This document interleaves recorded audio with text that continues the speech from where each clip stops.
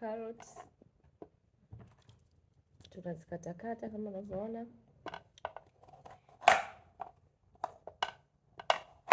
Karoti, tangawizi na limao, lakini unaweza ukaongeza na tango ambayo sio lazima sana. Kama una tango nyumbani unaweza ukaliongeza kwa matokeo mazuri zaidi, lakini sisi leo tutatumia hizo ingredients 3: carrot,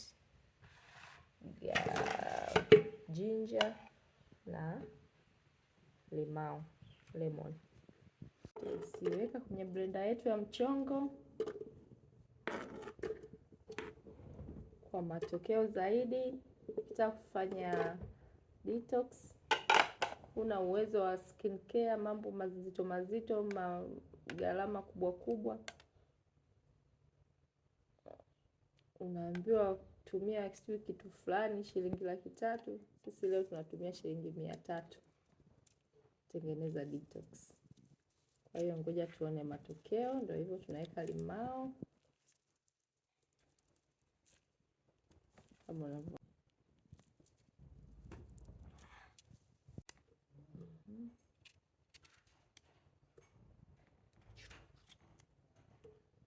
Weka maganda kidogo. Hii ni kwa ajili ya kusafisha figo ndani huku, unasafisha. Matokeo mazuri ya ngozi nzuri lazima uanzie ndani. Mchanganyiko wetu ndo kama huu, tunaona tayari tumeshaweka hiyo nini, aboda, tumeshaweka juice yetu hiyo. Tayari kwa kuanza. Excuse our blender.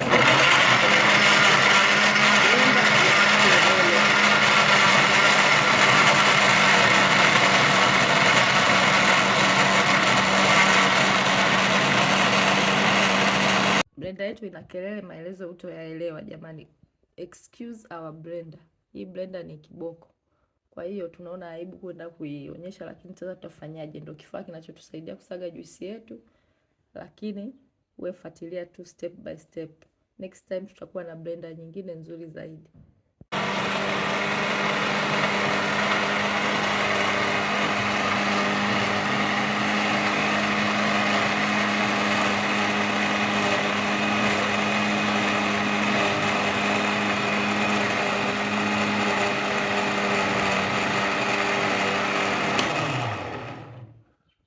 Tumeongeza maji kidogo ili hata uweze kutumia angalau siku 2 au 3 kwa matokeo bora.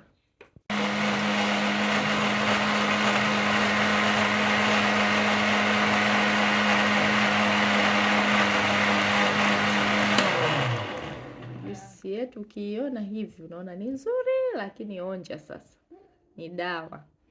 Kwa hiyo hapo unaona tayari mchanganyiko wetu ushamaliza. Tunaenda kuiweka kwenye kifaa kwa ajili ya matumizi.